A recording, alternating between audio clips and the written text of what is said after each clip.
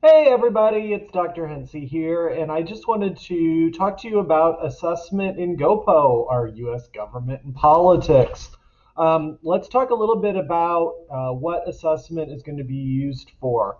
And the most important thing is this right here: exams are gone. No more exams, no more quizzes in GoPo anymore. What we're going to do is we have 60 objectives, 60 learning targets, for lack of a better word, that you have to reach, and we'll assess you on each one as we go along.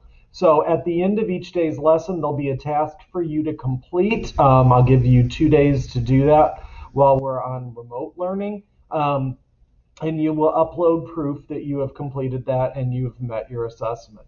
Now you're going, what are you talking about, Dr. Hensey? That sounds like a bunch of craziness. No exams. How will I define myself as an honors student if I don't have scores? So here's the answer. We're going to have two types of assessment in the course. The first is called self-assessment.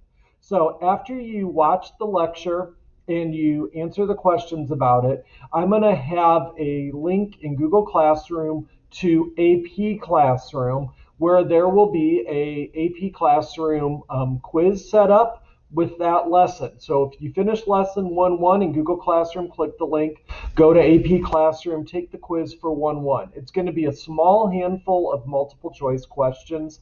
I'm thinking between 3 and 5 questions usually, that you'll be able to take, and you'll get immediate feedback on your answers, and you'll be able to see, did I know that? Did I not know that? Did I have that confused? Am I straight now as far as the information goes?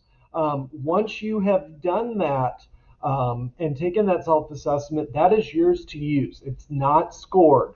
Now you're thinking, well, you're not going to take points on it. Why am I going to do it? And I'm going to say 55.2% of you probably aren't going to go take the self-assessment, because that involves you clicking out into AP Classroom and logging in, and already it seems overwhelming. And that's fine. That's your choice to make. You probably are going to be a little bit confused about what's going on, but if you don't want to take that opportunity, that's entirely up to you. Self-assessment will always be available. You'll be able to go back and look at that at any time. And it's great questions, because these are multiple choice questions that come directly from past AP exams. So you'll get some real life experience with what AP multiple choice looks like without all the pressure of having to take a formal exam and points and grades and all that stuff. How about that? Now, the other thing we're going to be doing is called objective assessment. And objective assessment are those 60 things that we will be assessing based on the objective for each day. There are a whole bunch of different concepts. Look at them. These are all the concepts that we're going to be talking about in political science. Good old Articles of Confederation. I'm going to pick that one as an example. So there's going to be an objective about the Articles of Confederation. It's going to ask you to explain something about the Articles, and I'm going to give you a task to do to complete that. Some of them will be more creative. Some of them will involve current events. Some of them will involve you constructing a data table or a Venn diagram or drawing a picture. They're all going to be different. I want to shake it up. Some will be writing. Some will be writing in the style of AP questions. So no assessment is going to look the same for each of these. Those assessments are 10 points each. All 60 of them are 10 points. And that's where I determine, have you picked up and learned what I've been laying down in my teaching? So objective assessment does count. It is scored. We're not going to use the term graded anymore. That's so 20th century. We're in the future. We're going to score your responses to the assessments, and then I'll give you some feedback on those. And here's the cool thing. Each assessment has a proficiency level. Proficiency means I think you understand it. And so when you take an assessment, the magic number that we want to hit is 6 out of 10 or higher. So you are considered proficient if you get a 6 out of 10 or higher on that little project that I'm having you do. And again, I want to stress the word little. These are not major projects where you have to make one of those trifold science fair boards. I know some of you love those, and bless your hearts, nobody else does. But you're going to just do some simple things. Write out a response, take a picture, and upload it. Draw a picture, upload it. Take a screenshot if you make a Google Sheets table. Show me you've got these components to it.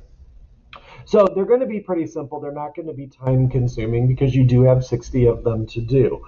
But the good thing is that being so simple, all you need to do to be proficient is score a 6 out of 10. If you do that, you're finished. Woo! If you don't do that, and for some reason, I don't know how, you completely missed the mark on my wonderful teaching, and I have let you down and failed you as a human being and an educator and a role model and all the other things that you look up to me for, then you can redo that objective, and hopefully you're going to do better the second time because I'm going to make you talk to me about it in between so we can clear up what's ambiguous. And then we'll average the two scores together, and that way we will make sure that you are proficient.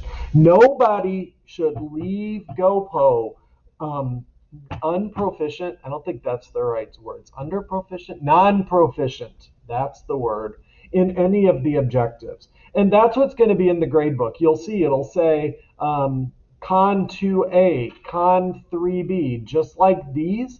It will have the objective in the SIS gradebook with it written out, and it'll show you got a 6 or a 7 or 8 or 9 or 10, because I'm assuming everybody's going to be proficient by the time we get finished.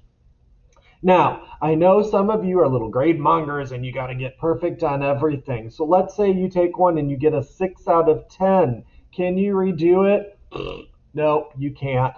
If you're proficient, you're proficient. You may be low on the proficiency. You may be high on the proficiency. The only time that you get to redo it is if you score below proficient, which means you don't understand at all what you're talking about. And don't think that, oh, I'm going to botch the assessment because I just want the chance to see it and redo it.